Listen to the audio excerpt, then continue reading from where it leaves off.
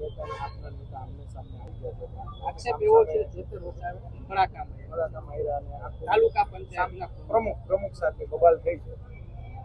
આખા ગુજરાતમાં ગુંડાઓ કઈ પાર્ટીમાં છે, મારામારી કરી લેવા વાળા કઈ પાર્ટી છે, જમીનના કબજા કરવા વાળા, બળાત્કાર કરવા વાળા, ડ્રગ્સ વેચવા વાળા, દારૂ વેચવા વાળા, કોલસો કાઢવા વાળા, રેતી કાઢવા વાળા, તમામ 2 નંબરના ધંધા કરવા વાળા હલકી માનસિકતાના લોકો કઈ પાર્ટી છે?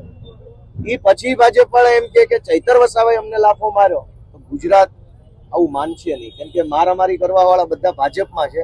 અમે શરીફ માણસો છીએ, સામાન્ય પરિવારમાંથી આવીએ છીએ.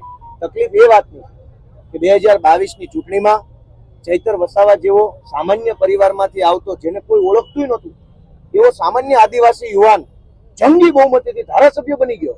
એ વાતનું ભાજપને ક્યારનું પેટમાં દુખે છે. હજુ એ પેટનો દુખાવો મટ્યો નહીં.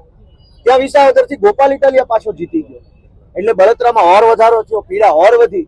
અને એટલે પોલીસનો દુરુપયોગ કરીને, બીજા તંત્રનો દુરુપયોગ કરીને ચૈતર વસાવા કે ગોપાલ ઇટાલિયા કે રાજુ કરપડાને ફસાવવા માટેના કાવતરા ચાલુ થયા છે. પણ મને વિશ્વાસ છે કે ગુજરાતની જનતાનો આત્મા જાગ્યો છે, ગુજરાતની જનતાની હિંમત વધી છે. ભાજપના તમામ ષડયંત્રોને ગુજરાતની જનતા જાકારો આપશે અને અમારી જેવા નાના યુવાનો જે આગળ આવ્યા છે એને ગુજરાતની જનતા મદદ આપશે.